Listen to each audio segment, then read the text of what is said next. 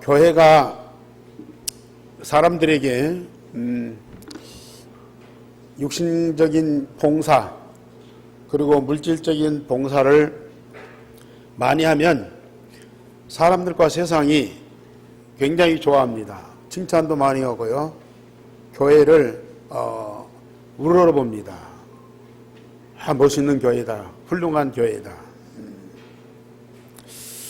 물론 사람들이 원하고 필요로 하는 것들을 교회가 도와주고 챙겨주면 좋은 일이죠.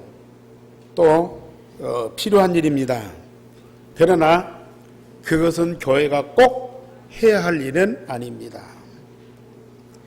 자, 우리 렘넌트들 오늘 게임 안 하고 예배 참석했는데 자리 정돈하고 옳지, 자리 정돈하고 앉아서 말씀 듣는데 집중.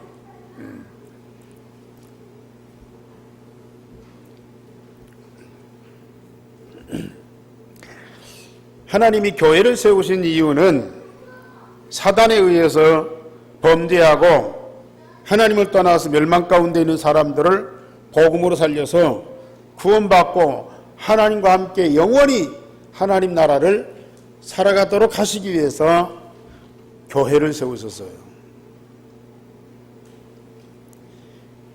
교회가 해야 할 가장 중요한 일, 복음을 증거해서 사람과 세상을 사단에게서 해방시키고 저주와 멸망에서 구원받게 하는 것이 우리 교회가 할 일입니다. 그런데 이 물질적으로 사람들을 도와주고 또 병자를 고쳐주고 하는 그런 일들을 하면은 사람들이 굉장히 좋아해요. 그래서 이 전주 시내에도 매주 수요일마다 국수를 삶아서 동네 어른들을 대접한 교회가 있어요. 몇 년 동안 했더니 교회가 굉장히 막 부흥됐어요. 큰 교회가 됐어요. 그런데 이 복음을 세상에 전하면 사람들이 그렇게 좋아하지 않아요. 때로는 이 복음을 거부하고 복음 전하는 것을 막는 사람들이 있어요. 교회 본질인 생명 살리는 복음을 증거하면 사단이 싫어하고 사람들을 동원해서 핍박을 하게 돼요. 예수님이 베세다 광야에서 오병이어의 기적을 일으켰잖아요. 보리떡 5개 물고기 2마리로 5,000명을 먹이고도 12광주리가 남았어. 얼마나 많은 사람들이 좋아했는지, 이 예수님을 왕으로 삼으면 우리나라가 굶어 죽는 일은 없겠다. 이런 예수가 왕이 되면 로마에서 우리를 해방시키는 거 간단하겠다. 그래서 예수님을 왕으로 모시려고 온 백성이 이 상의를 했어요. 그 소식을 들은 우리 예수님이 피해가지고 한적한 곳에 가서 기도하다가 돌아왔어요. 그래서 그때부터 이 육신의 떡이 아닌 생명의 떡, 복음을 얘기했어요. 복음을 얘기했더니 거기 모였던 사람들이 한 사람씩 흩어져서요. 다 돌아가 버리고 12제자만 남았어. 예수님이 계속 이 사단을 꺾고 그 가운데 묶인 사람들을 해방시키는 이 구원의 도를 증거하니까요. 나중에 말씀드리겠지만은 이스라엘 전 민족이 총동원돼 가지고 예수님이 십자가 못 박아 죽이는 거예요. 왜 그렇습니까? 그 배후에 사단이 있어요. 이 사단이라는 존재가 자기를 대적하고 자기를 무너뜨리고 그 사단에 노예된 자, 포로된 자를 살려내는 것을 사단이 극구 막는 거예요. 그래서 이 사단이 권세가 있고 능력이 있기 때문에 사람을, 권력을 동원해 가지고 예수 반대하고 예수 전하는 전도자들을 핍박하고 죽이는 일까지 한다니까요. 그러나 사단과 세상은 절대 복음을 이길 수가 없어요. 그리고 전도자는 반드시 승리하게 되어 있습니다. 그래도 이 교회가 이 일을 하지 않고 사람들이 좋아하는 일, 그런 일을 많이 해요. 그래서 사람들을 교회에 많이 모이게 하고 또 큰 교회를 이루고 큰 일도 해요. 그런데 언젠가는 그 교회가 변질이 돼요. 변질이 되어 있어요. 복음 없는 종교적인 교회로 전락을 하고 만들어요. 결국은 교회가 본질을 잃어버리니까 힘이 없어요. 사단이 그냥 잡고 완전히 사단의 소굴을 만들어버려요. 그래서 결국은 교회가 무너지게 만들어요. 초대교회는 그리스도 복음을 중심해서 오직 그 복음만 전하는 전도운동을 했잖아요. 많은 핍박과 많은 어려움이 왔지만은 결국은 사단이 이 초대교회를 이기지 못했어요. 초대교회는 결국은 승리했어요. 결국은 로마까지 정복했어요. 그걸 본 사람들, 그 역사를 본 사람들 가만히 있겠습니까? 자, 오늘 제목 다 같이 보십시다. 모든 사람이 그 된 일을 보고 하나님께 영광을 돌립니다. 예. 모든 불신자들이 교회와 전도자에게 일어나는 하나님의 역사를 볼 수밖에 없습니다. 그걸 보고 들은 사람들이 할 수 있는 일이 뭐겠어요? 그들도 구원을 받고 그들도 하나님 살아계심을 증거하는 전도자로 세워지고, 그래서 결국은 모든 사람들이 하나님께 영광을 돌리는 거예요. 초대교회에 일어났던 전도운동의 역사가 지금 진행되고 있습니다. 예루살렘에서 일어났던 그 전도운동이 반드시 이 전주 땅에 일어날 겁니다. 그러면 이 광경을 본, 이 하나님의 역사를 본 전주 시민들이 어떤 답을 가지겠습니까? 분명히 그들도 하나님이 이루신 그 역사를 보고 하나님께 영광을 돌리는 그날이 반드시 온다는 겁니다. 우리의 능력이나 현실을 보고 불신앙하지 말고 하나님이 주신 말씀과 하나님이 이루신 그 역사를 보고 믿는 믿음을 가진 자가 되라고. 분명히 하나님 시간표 따라서 언젠가는 그 역사가 믿는 자들을 통해서 전주 땅에 반드시 일어나게 되어 있습니다. 그래서 오늘 초대교회 전도운동의 그 역사를 다시 한번 살펴보는데, 첫째로 복음을 증거하는 전도운동에는 반드시 핍박이 따라옵니다. 오늘 예루살렘 교회 사도들이 현장에서 복음을 증거합니다. 예수 안에 죽은 자의 부활이 있다. 백성들을 가르쳤어요. 예수 안에 죽은 자의 부활이 있다. 유대인들이 예수를 미워해가지고 십자가 못 박아 죽였잖아요. 그러면 그는 분명히 어디가 있어야 돼요? 죽은 자는 무덤 속에 있어야 되는데 그가 무덤 속에 있지 않고 살아나셨단 말이에요. 그는 지금 살아있다는 겁니다. 다른 사람들은 죽으면 끝나는데 예수님은 죽은 자 가운데서 살아나고, 예수를 믿는 자는 모두가 죽지만은 다시 살아난다, 부활한다.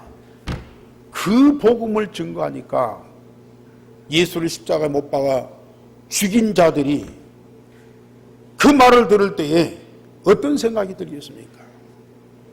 우리가 예수 죽여서 없애버렸는데 그가 지금 살아있다? 그를 믿는다는 또 죽어도 부활한다? 있을 수 없는 일이고, 그렇다면 우리가 실패한 거 아니냐. 그래서 예수 믿는, 그리고 예수를 증거하는 자들을 다 잡아 가두는 거예요. 그건 헛소문이다. 지금 이 사람들은 제정신이 아니고 헛소문을 퍼뜨려서 사회를 혼란케 한다. 그런 죄목으로 사람들을 전부 다 잡아 가둔 거예요. 거기다가 예수의 이름으로 안전뱅이를 일으키고 표적과 기사가 많이 일어나니까요, 종교인들과 권력자들이 그걸 두려워하는 거예요. 그래서 이들을 갖다가 법정에 세웁니다. 3,000명이 회개하고 예수를 믿고, 특히 예수의 이름으로 병자가 낫고 많은 표적과 기사가 일어나며 사람들과 여론이 예루살렘 교회 쪽으로 몰려가고 있습니다. 예루살렘과 이스라엘 전 지역에 새로운 돌풍이 일어나는 것을 두려워해서요, 국가 권력을 동원하고요, 또 성전의 교권을 동원해 가지고 이걸 막으려는 겁니다. 지금도 이 다락방 전도운동을 통해서 얼마나 많은 이 복음운동이 일어나고 있습니까? 한때는 한 달에 한 번씩 서울에서 집회를 하면은 목사님들만 3,000명이 모였어요. 전국에서 전 교단들이 막 일어나가지고 전도운동 해야 되겠다. 목사님들이 3,000명이 모여가지고 말씀을 듣고 그 메시지 갖고 현장에 다락방 하고 그러니까요, 막 전국에서 난리가 난 거라. 그런데 이것을 눈여겨보는 사람들이 있어요. 어떤 사람들이냐? 교권주의자들, 교단의 총회장이나 또 노예 임원들이나 이런 분들이 그걸 주시하고 있어요. 왜요? 저 사람들이 그 복음운동 하게 되면 모든 교회와 교인들이 그쪽으로 다 쏠려갈 거 아니냐. 그걸 두려워하는 거예요. 복음이냐 아니냐, 그게 진짜 전도냐 아니냐, 그걸 떠나서요, 교회들이 흔들리고 교인들이 이동하고 그러면 우리는 뭐냐? 예루살렘 그때의 성전이나 지금의 교회들이나 똑같은 생각을 갖고 있어요. 그래서 그걸 두려워해가지고 복음운동을 막은 거예요. 총회가 결의해가지고 다락방은 이단이다. 그렇게 결정해 놓은 사람들 입에서 이단은 아닌데 사람들이 옮겨가니까 어쩔 수 없다. 그때 총회에서, 우리 합동 측 총회에서 다락방 이단 조사위원회를 구성했는데, 전북 지역에 목사님들 한 대여섯 명이 그 위원 속에 딱 들어갔어요. 몇 명이 들어갔어요. 그리고 제가 복음운동하는 것을 막교에서, 노예에서 불러서 저를 조사하고 또 막 이 신문하고 그런 목사님들이 있어요. 그런데 그분들이 어떻게 되느냐? 물론 저 위에서도 그랬더만 이 지역에서도요, 그렇게 조사위원하고 그 막았던 분들이요, 갑자기 교통사고가 죽고 교회가 무너지고 목사님들이 떠나고요. 몇 년 후에 어떤 목사님은 암으로 돌아가시고, 이런 일들이 벌어졌더라고요.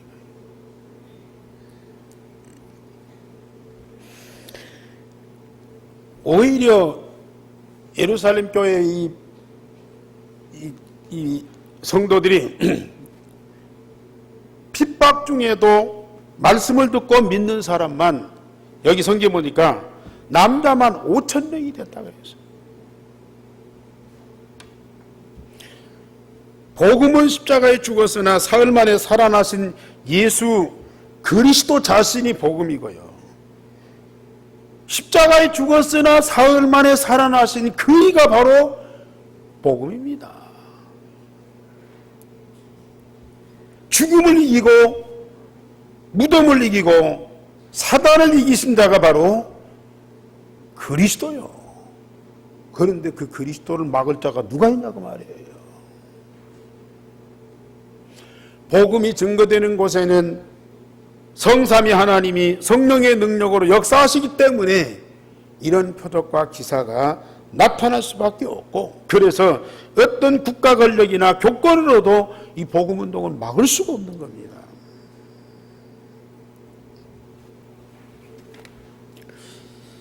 그러니까 두 번째로 대제사장 문중이 총동원돼 가지고 이 베드로와 요한 이 사도들을 법정에 세웠습니다. 그런데 또 이 법정에서도 전도자들은 복음을 담대히 증거했습니다.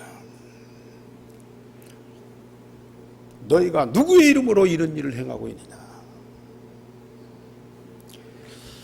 그때 베드로가 성령이 충만해서 너희가 십자가에 못 박고 하나님이 살리신 나사렛 예수 그리스도 이름으로 병자가 낫고 지금 너희 앞에 섰다고 증언을 했습니다.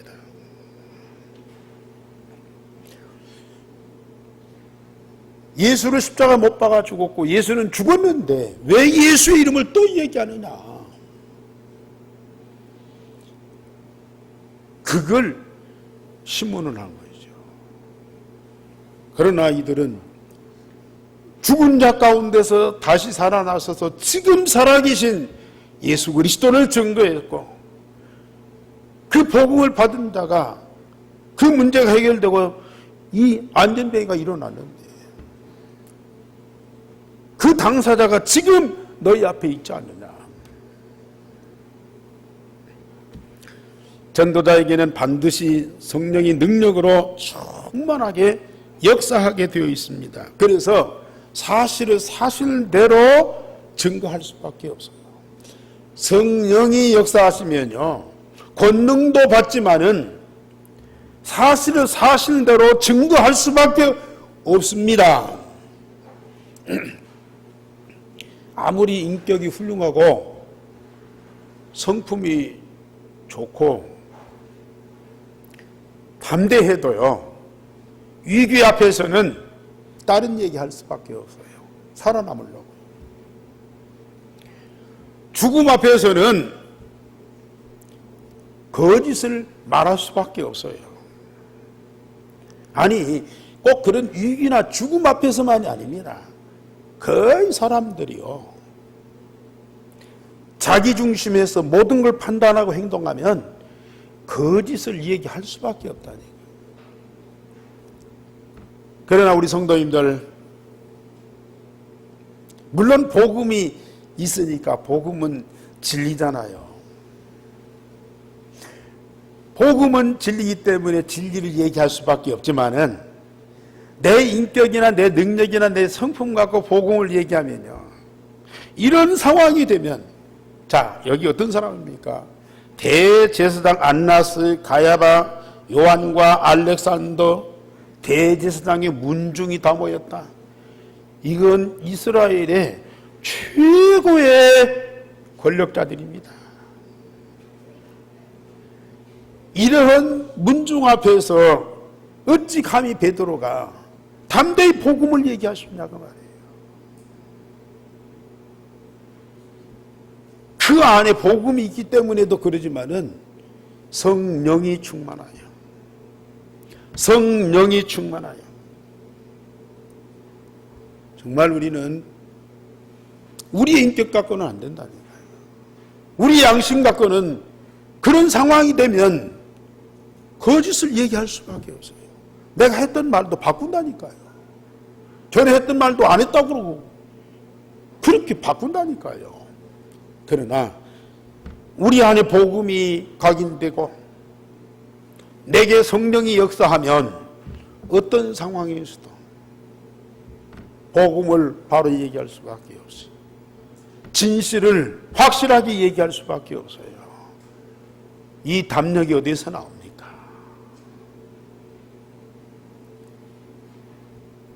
내 인격에서 나오는 것이 아니고 성삼위 하나님이 성령으로 함께 하시는 그 능력에서 나오는 거예요. 자, 복음을 복음대로 얘기하고 사실을 사실대로 얘기하면요, 사단은, 거짓은 꺾일 수밖에 없어요.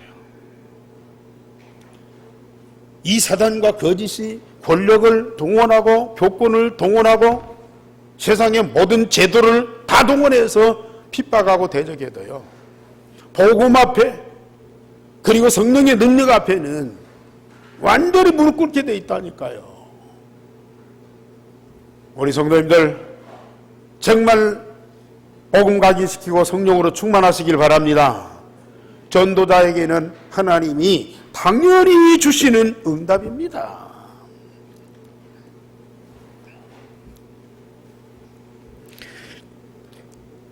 그러면서 다른 이로서는 구원을 얻을 수 없나니 천하 사람 중에 구원받을 만한 다른 이름을 우리에게 주신 일이 없다고 고백을 했습니다. 태초로부터 하나님이 세상에 약속하신 메시아는 오직 예수님이며 다른 사람을 메시아로 언약하거나 오신 일이 없다. 다른 이름을 우리에게 주신 일이 없고 오직 예수만 그리스도로 보내셨다. 저와 여러분들은 어느 누구 앞에 서든지 담대하게 이 복음만을 증거할 수 있어야 돼요. 어떤 위기, 어떤 어려운 상황에서도 우리는 목숨 걸고 이 복음을 증거하셔야 됩니다. 물론 그 위기 속에서 다른 얘기를 하고 살아남을 수 있어요. 그렇게 해서 우리가 사는 것이 아닙니다. 우리가 복음 때문에 죽는 것이 아닙니다. 사람들은 착각을 하고 있습니다. 그래도 예수를 말하지 말라고 위협하니까 하나님 앞에서 너희 말 듣는 것이 하나님 말씀 듣는 것보다 옳은가 판단해봐라. 우리는 보고 들은 것을 말하지 아니할 수가 없다. 우리가 하나님 앞에서 너희들도 하나님 믿지 않느냐? 누구보다도 앞장서서 하나님을 믿고 섬기고 백성들을 인도하는 지도자 아니냐? 그런데 우리가 하나님 앞에서 한번 판단해봐라. 하나님 말씀 듣는 것이 맞는지 너희 말 듣는 것이 맞는지. 우리는 보고 들은 것을 말하지 아니할 수 없다.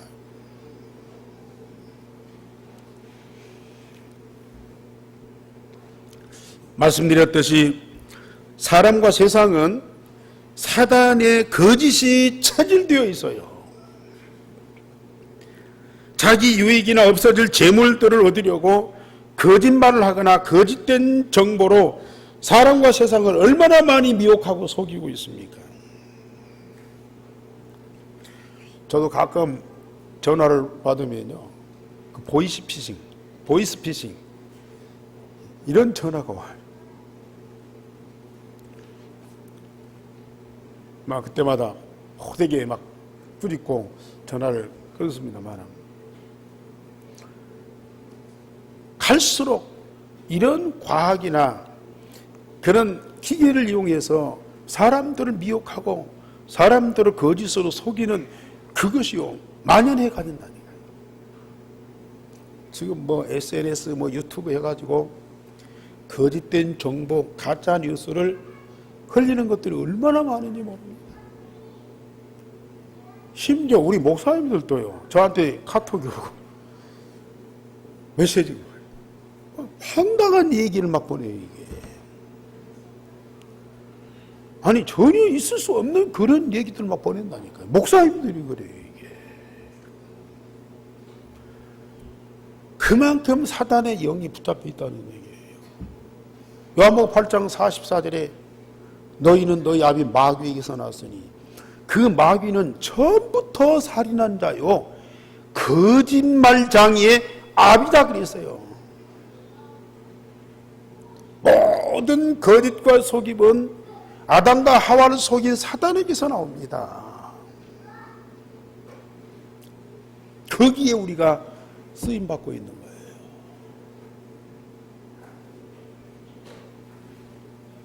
그러나 전도자는 목숨 걸고 진리를 증거하게 되어 있어요. 참 얼마나 감사한지 모릅니다.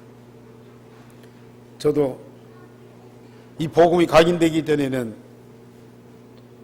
좀 이렇게 거짓을 얘기할 때도 있었거든요.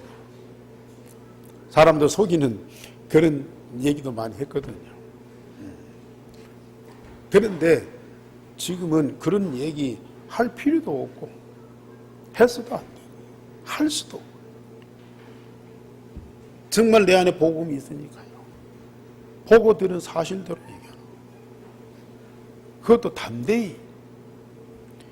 때로는 이 복음을 전하기 위해서는 목숨도 거는 때가 옵니다. 정말 우리는 그런 응답을 받고 있으니까 얼마나 감사한지. 사실은 다른 사람 속이는 것보다는요, 내가 이 복음이 없고 성령이 충만하지 않으면 내가 속아요. 내가 속더라니까요. 내가 속아요. 다른 사람 속이는 건 말할 것도 없고 내가 속더라니까요. 내가 복음이 없고 성령의 능력이 없으니까 사단이 나를 안단 말이죠. 내가 거기 속더라니까요. 그런데 지금은 거의 속지 않습니다.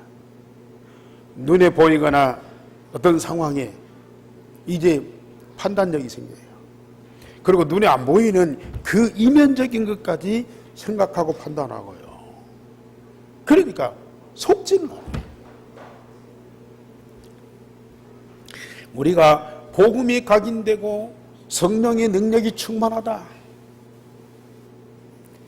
우리는 사단에게 속지 않을 뿐만 아니라 사단을 꺾는 그런 영적인 힘이 있고요.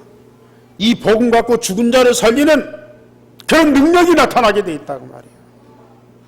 저주받은 현장을 하나님 나라로 바꾸는 그런 대능력이 역사하게 돼 있다고 말이에요.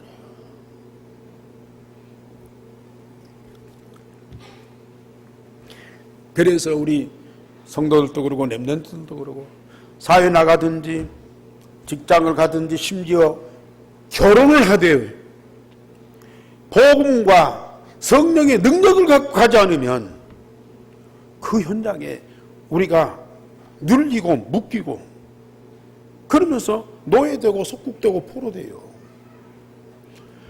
그 현장에 답을 주고 그 현장을 바꿀 수 있는 그런 힘이 없으면은 그 현장에 의해서 내가 무너진다니까요. 어떤 사람, 어떤 현장, 어떤 문화든지 그걸 바꿀 수 있는 힘을 가지고 들어가야 돼요. 내 것 삼고 다 사람들을 막 짓밟고 누르고 그러려고 하는 거 아니고요. 살리기 위해서요. 살리기 위해서 가는 거예요. 그 사람들을 정말로 저주에서 해방받고 하나님의 나라로 응답받도록 도와주러 가는 거거든요. 이게. 여러분들이 그 축복의 증인이 되시길 바랍니다. 그러니까 여기에 관리들이나 제사장 문중이요, 사도들을 어떻게 처리하지 못하고 위협해서 놓아줍니다. 왜요? 너무 사실을 사실대로 얘기하니까요. 자기들 할 말이 없는 거예요. 그렇다고 해서 이 사람들 그냥 놔두면 이 사람들 나가서 얼마만큼 복음 전하면서 세상과 사람들을 뭐 이렇게 몰려갈 겁니까?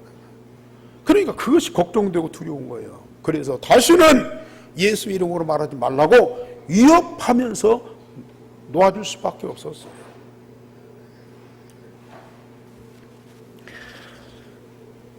왜 놓아주냐?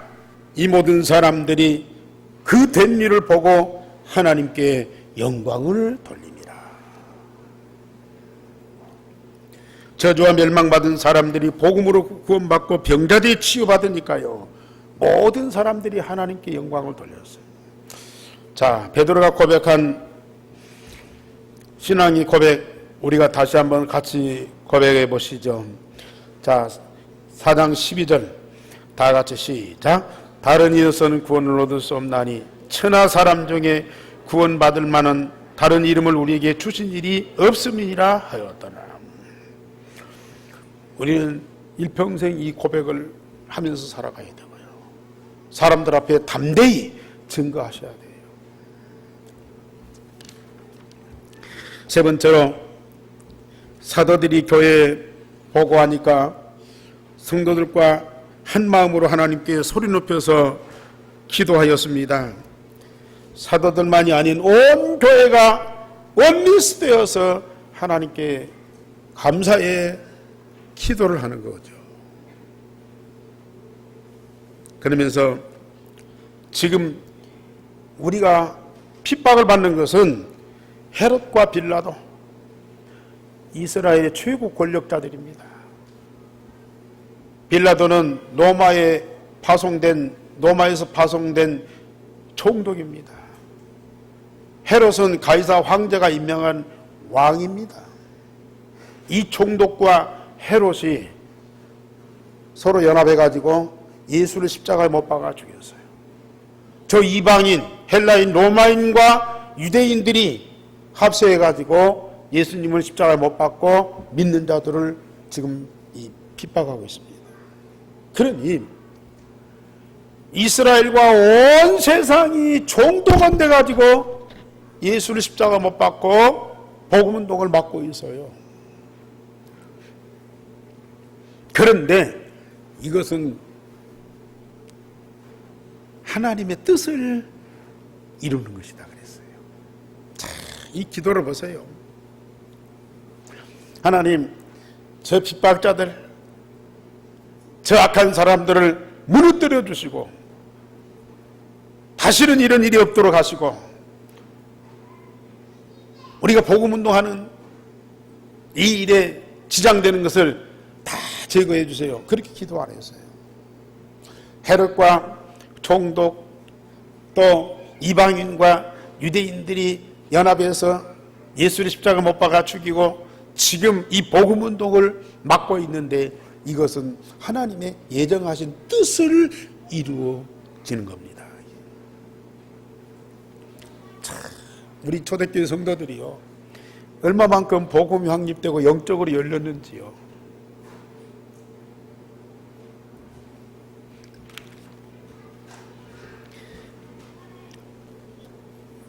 이 예수님은 십자가에 죽어야 돼요. 안 죽으면 안 된다니까요.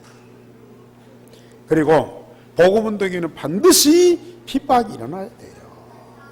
그래야 참된 제자가 세워져요.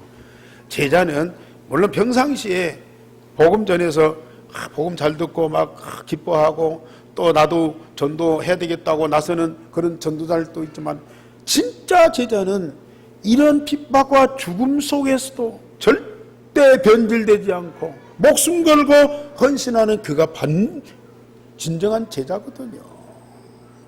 이런 제자가 나와야 이 복음운동 지속할 수 있죠. 평안한 때는 할렐루야 하고요, 핍박이 오면 숨고요, 평상시에는 막 최고 전도자처럼 하고요, 위기가 오면요 딱 돌변하고요. 그러면 이 복음운동 할 수가 없다니까.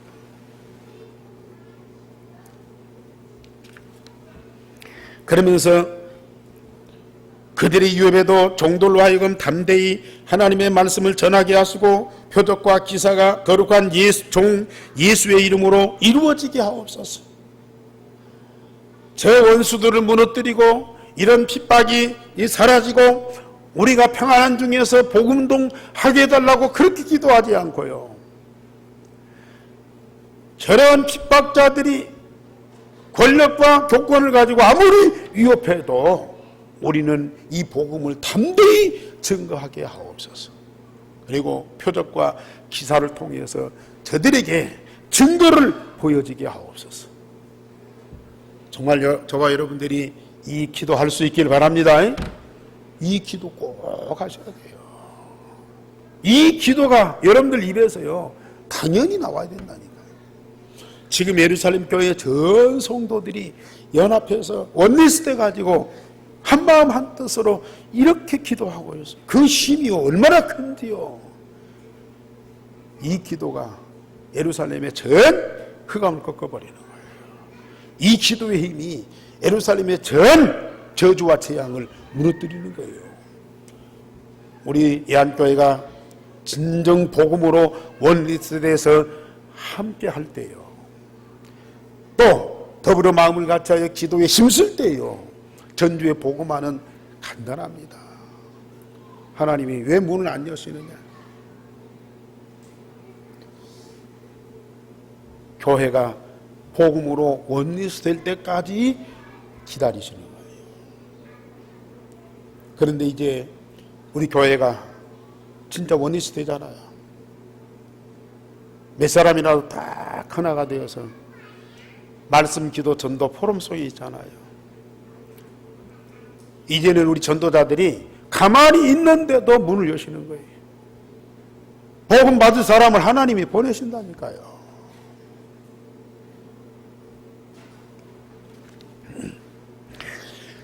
기도를 마치니까 모인 곳이 진동하고 무리가 다 성령이 충만하여 담대히 하나님의 말씀을 전하였다고 그랬습니다. 세상의 힘이 아닌 성령의 능력으로 복음이 증거되면 초대교회 역사가 반드시 일어나게 되어 있습니다. 평상시 모든 삶이 성령의 능력으로 역사가 안 일어나고 전도가 안 된다 할지라도 전도자는 복음을 증거해야 되고 교회는 전도운동을 해야 됩니다. 아무리 우리가 기도했는데도 전도의 문이 안 열리고, 아무리 우리가 캠프하고 열심히 했는데도 전도운동이 안 일어난다, 그러면 그만둘 겁니까? 다른 거 할 겁니까? 국수 삶아주고 그거 할 겁니까? 정말 우리는 그리스도의 이름으로 기도했는데 병자가 안 낫는다. 그래도 우리는 그리스도의 이름으로 계속 기도하셔야 돼요. 우리는 열심히 전도운동하고 캠프했는데도 전도가 안 된다. 그래도 우리는 주님 오시는 그날까지 지속적으로 캠프하고 전도운동 하셔야 돼요. 반드시 될 수밖에 없습니다. 결론적으로 말씀드립니다. 우리는 매일 오직 유일성 재창조의 축복을 누리는 서밋의 타입을 꼭 가지세요. 우리가 마음과 몸과 영혼을 하나님께 집중할 때에 뭔 막 역사가 일어나고 기적이 나타나고 그거 아닙니다. 마음과 몸과 영혼을 우리 하나님께 집중할 때요, 오직이 됩니다. 오직. 내 마음과 몸과 영혼이 딱 하나로 모아지는 오직이 됩니다. 마음과 몸과 영혼이 딱 하나로 모아서 오직이 되면 그리스도가 내 안에 있고 내가 그리스도 안에 있습니다. 그리스도와 내가 하나 되는 오직이 딱 됩니다. 그 오직이 될 때에 쓸데없는 모든 것들 다 사라져요. 다 사라져요. 어떤 분은 포럼할 때 생각이 많다고 그래요. 생각이 많아서 너무 복잡하다. 물론 옳은 생각도 있지만 쓸데없는 생각이요, 너무 많이 들어오고, 내 마음에 복음이 오직이 안 되면 내 마음에 쓸데없는 것들이요 너무너무 많이 들어오는 거라. 이런 생각 저런 생각, 이런 마음 저런 마음, 미웠다가 좋아했다가 뭐 잘했다가 낙심됐다가 기분 좋았다가 기분 나빴다가 이러한 것들이 우리 안에서 얼마나 많이 이 오락가락 하는데요. 그런데 정말 오직이 딱 되어보세요. 내 마음과 생각과 내 몸과 내 영혼이요 하나입니다. 하나요. 딱 하나입니다. 하나가 되면 내가 얼마나 단순해지는지요. 단순해진다. 모든 걸 보고 판단하고 행동할 때 딱 하나가 된다니까요. 이랬다가 저랬다가 왔다 갔다 안 한다니까요. 내 마음이 편안해지면서 단순해지고 단순해지니까요. 모든 것을 제대로 보고 판단하고 행동할 수가 있어요. 꼭 오직이 되면 뭐 하나님과 관계, 우리가 전도운동 그것만이 아니고 우리 일상 삶 자체가요. 정상적으로 다 되어져요. 오직이 되면 그때에 하나님이 나에게 주시는 유일성의 응답이 있어요. 하나님 만드신 나, 하나님이 주신 나의 것, 하나님이 주신 나의 현장에 다 보여요. 그때부터 내가 발견된다니까요. 그때부터 나를 찾는다니까요. 그 이전에 나는 절대 아닙니다. 다른 나를 내가 살고 있는 거예요. 내가 아닌 다른 나를 갖고 내가 산다니까요. 얼마나 복잡한지 모릅니다. 오직이 되면 하나님이 나에게 주신 유일성의 응답이고 그때부터 하나님이 나를 날마다 새롭게 재창조해 가는 이 응답을 우리 성도들은 반드시 누리셔야 돼요. 그러려면 우리가 이렇게 하나님께 예배도 드리지만은 여러분들 혼자 있을 때 집에서 가장 평안한 시간에 마음과 몸과 영혼을 하나님께 집중하는 그 타임, 그게 바로 서비스 타임, 그 시간을 반드시 가지라고 말해요. 우리 렘넌트들이 어려서부터 진짜 이 시간을 가져야 돼요. 그가 바로 요셉이었잖아요. 그가 바로 다윗이었잖아요. 그가 바로 다니엘이었잖아요. 꼭 그 시간을 갖도록 해요.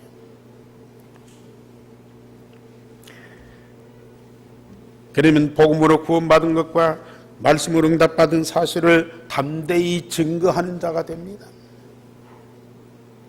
다른 얘기할 필요가 없어요.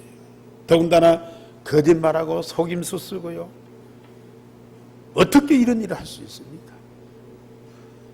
우리는 복음을 증거하고 진리를 얘기하고요. 그것이 우리 사상과 체질이 딱 돼버려요. 그러면 결국은 전주 시민 전체가 하나님의 역사를 보고 하나님께 영광을 돌리는 그날이 와요. 사단은 복음운동하는 여러분들과 우리 교회를 핍박할 겁니다. 여러 가지로 방해할 겁니다. 그런 아무 상관이 없어요. 진짜 이 복음과 성령의 능력이 여러분들과 우리 교회와 현장에 어떻게 역사하는 것을 저 불신자들이 다 보게 돼 있어요. 들도 구원받았고 그들도 이런 응답 주신 하나님께 찬송하고 예배하고 이 영광을 돌리는 그날이 반드시 온다니까요. 이런 축복이 여러분들에게 있으시기를 주님의 이름으로 축원합니다. 우리 하나님, 오늘 또 말씀 주셨습니다.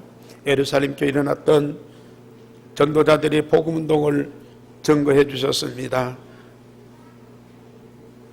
그와 똑같은 전도운동과 응답을 우리 한교회도 반드시 주시겠다는 하나님의 약속입니다.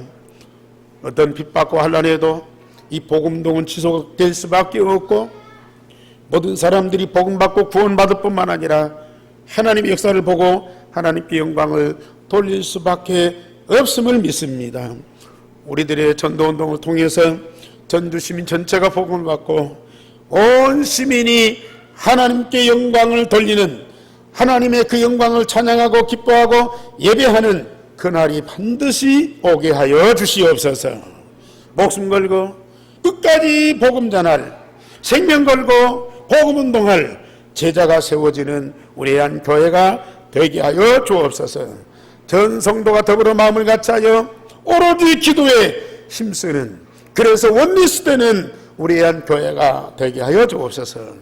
주 예수 그리스도 이름으로 기도하옵나이다. 아멘.